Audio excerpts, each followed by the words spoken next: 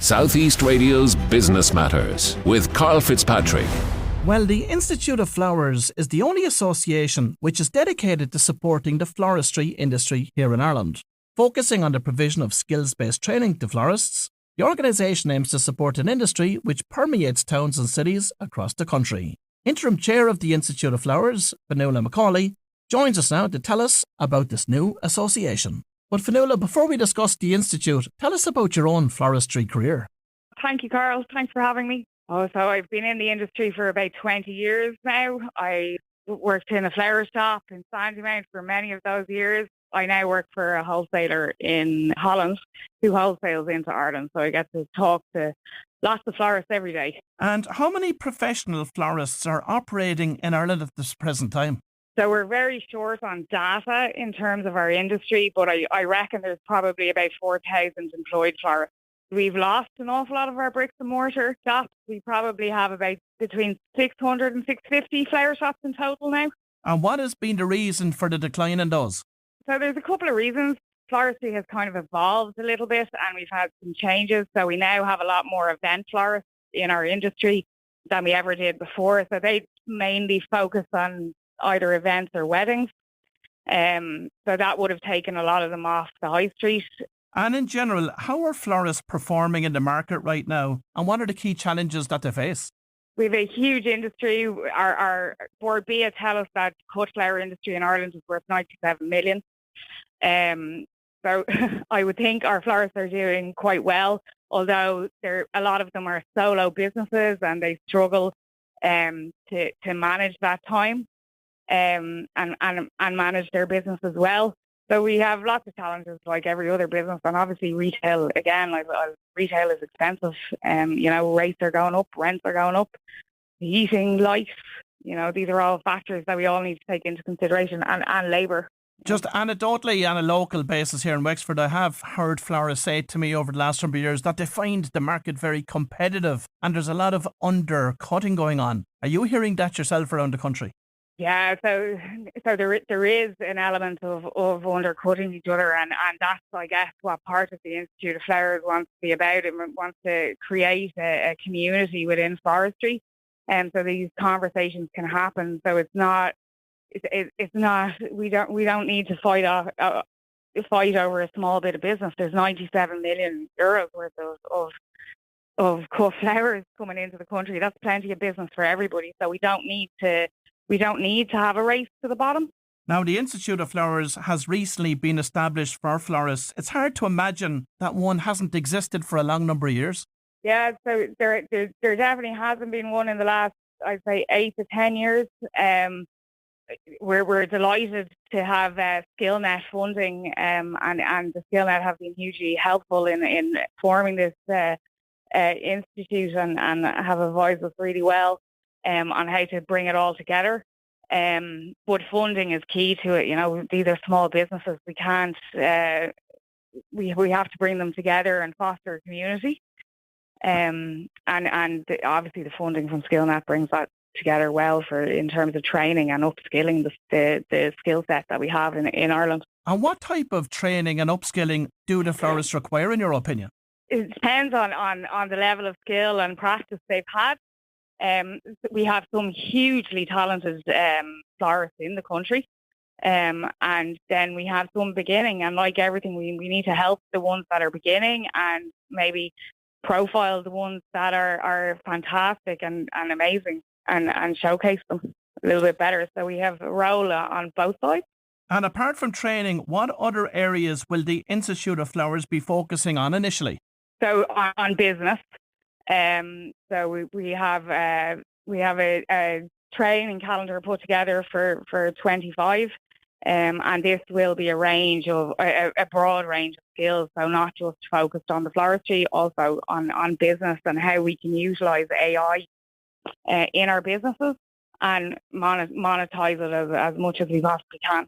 Where do you see the opportunities for using AI within the florist business? So there's a couple of different ways. Like, we can use it to help us understand our customers a bit better and understand their process through our website. We can use AI to make us aware of the trends that are coming. They can help us run our businesses more effectively. It can help us market our businesses. It can potentially help us create flour recipes and help us run our businesses more efficiently. Just in advance of this morning's interview, I had a look on ChatGPT myself to see what the current trends are in the floristry area. And one thing that came up was dried and preserved flowers. Yeah, so in COVID, dried flowers became a huge trend.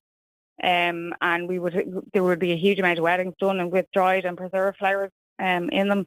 We have some really good florists here that are just solely focused on dried flowers.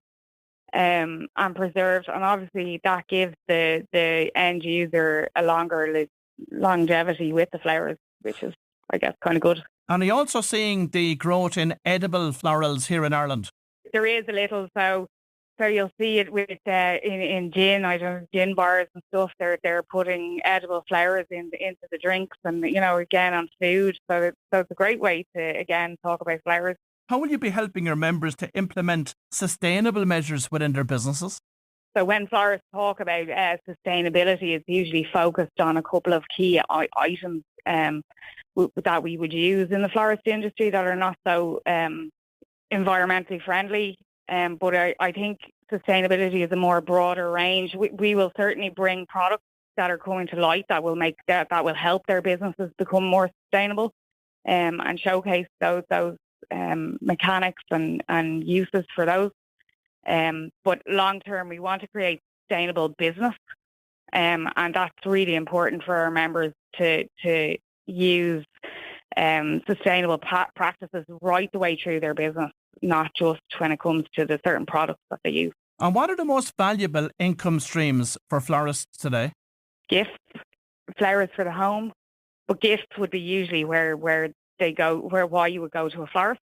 You usually want to make somebody feel good about themselves, or it's a birthday, and that's what florists are really good at, making somebody feel special. It's a very you go to a florist for a real service.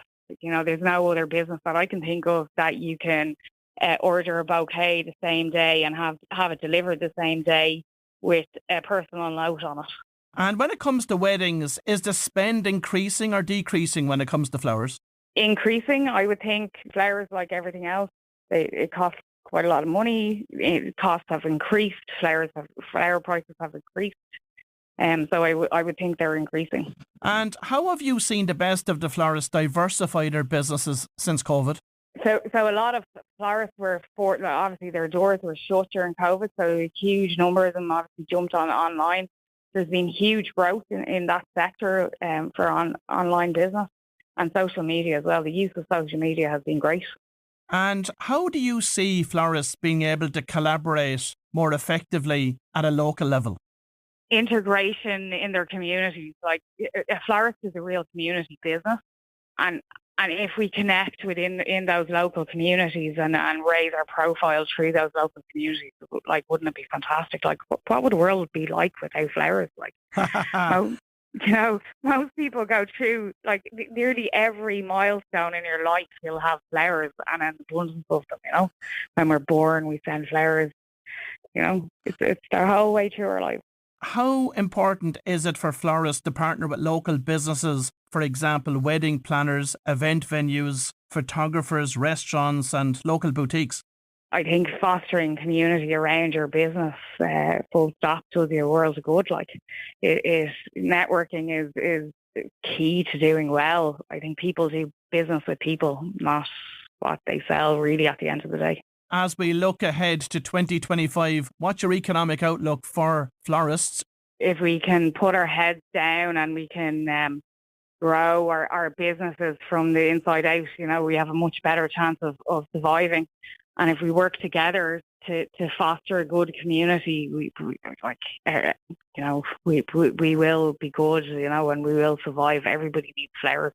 Well, if you've just tuned in, that was Fionnuala McAuley, Interim Chair of the Institute of Flowers, and it's great to see the floristry industry receiving the support that it deserves. Southeast Radio's Business Matters with Carl Fitzpatrick.